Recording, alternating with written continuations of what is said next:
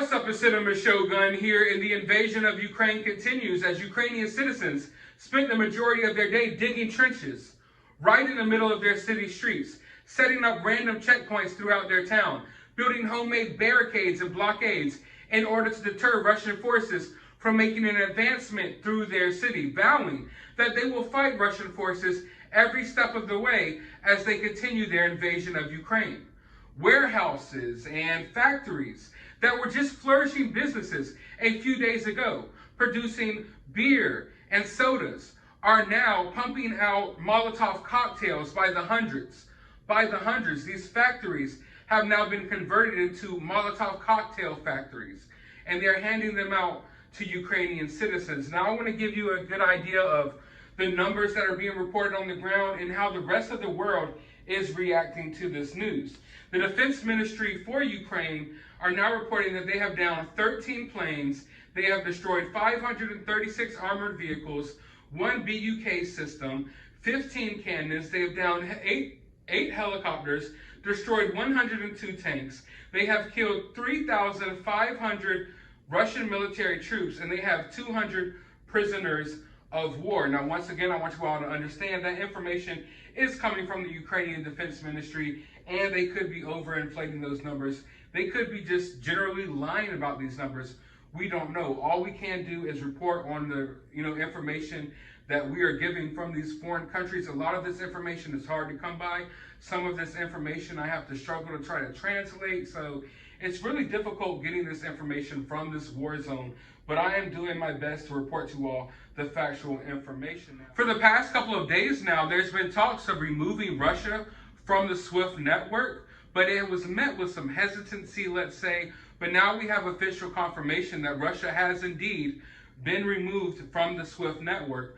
But not just that, YouTube, Facebook, Twitter, you name it, they have all banned Russian state media from using their platforms. Even Russian citizens are reporting many problems when they're trying to use Twitter. A lot of these accounts have been taken down from social media. They are blocking new accounts from these areas from being made. And I don't necessarily agree with that, because I am a free speech absolutist. So even if I disagree with you, even if you're my worst enemy, I do agree with your freedom of speech, or I believe in your freedom of speech and your right to say what you want to say. So I don't agree with that. Also, it makes you raise eyebrows, like, why is the whole world trying to silence Russia in the middle of this conflict? Is it because y'all don't want, Russia's side of things getting out there? You really have to start questioning that, because I saw some interesting things today, such as George Soros speaking out against Russia and basically speaking out in support of Ukraine. If you don't know who George Soros is, I suggest you look him up. He's not someone that I like at all. So when I see him getting involved in the situation, then I start to step back and look at the situation a little bit more. Now, I've approached this situation from all sides from the beginning. If you go back and watch my early videos, I'll let you all know that much of Putin's motivation for doing this is, I don't agree with how he's going about it, but I don't disagree with some of what Putin feels, because you have to think about it like this. Would America want Russia owning Mexico and occupying Mexico or occupying Canada right on our border? That's kind of how Putin and Russia feel right now, with basically Ukraine being he's accused it of being a puppet regime, like just a NATO-owned country, if you will. So I understand that he has fears about NATO being right on his doorstep, rightfully so. I also understand that he rejects the West and Western ideology. He rejects all the wokeism and all of the weird stuff we have going on in the West right now. And I can't blame him for that.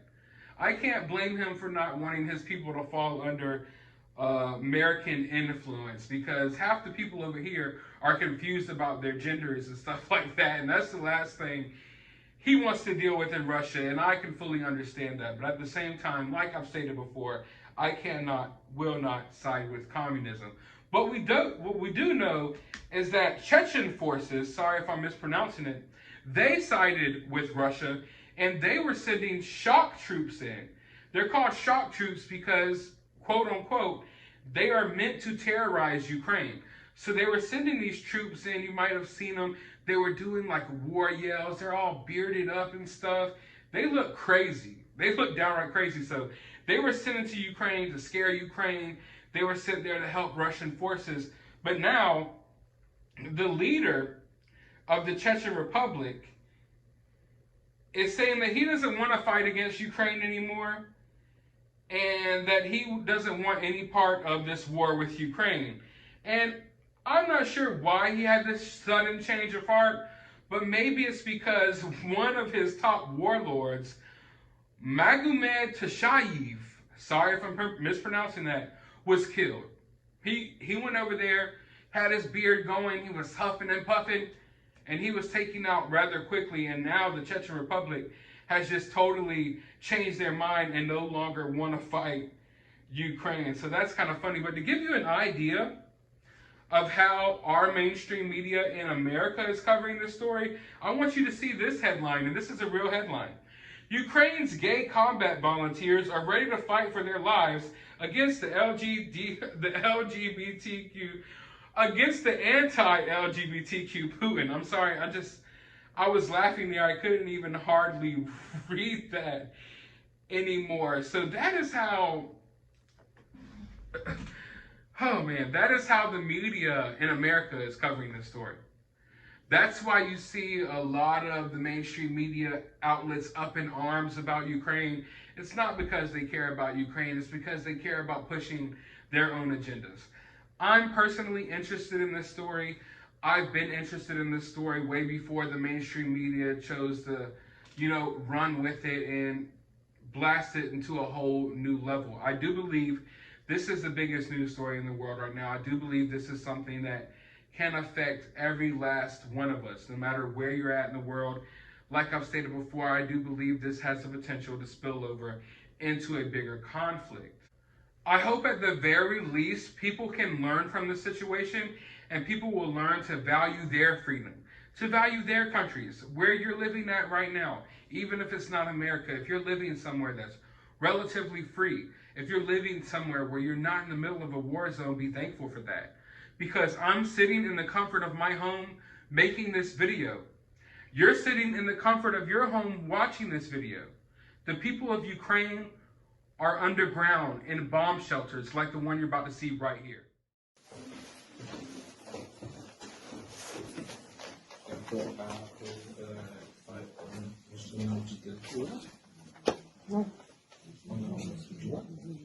No.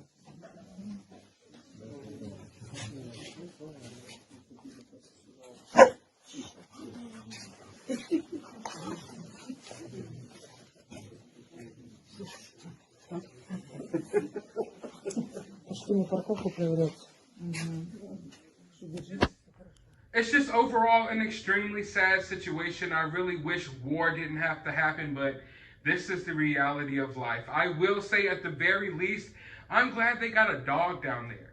I'm a big dog guy, and I know that might be something small, and you're probably thinking, well, there's bombs dropping. They're in the middle of a bomb shelter. Who cares about this little dog down there? But dogs provide so much emotional support, and I know if anyone needs emotional support right now, it's the people of Ukraine. So I'm glad they have a furry little friend down there to keep them company. But overall, the situation is sad. The situation continues to develop. As I'm speaking to you right now, I am looking and there is air raid sirens going off in Kyiv. I'm not sure what's going to happen, but we do know they have warned that there is a big attack coming soon, coming sometime tonight. They said within the next 15 to 30 minutes. By the time you're watching this video, it will be well past that, and the attack may have already taken place, but they do believe that this is going to be the biggest bombardment of Ukraine since the invasion began. And if you're interested in updates on the situation, go ahead and hit that notification bell and subscribe, and I will be back to you all with another update as the situation plays out.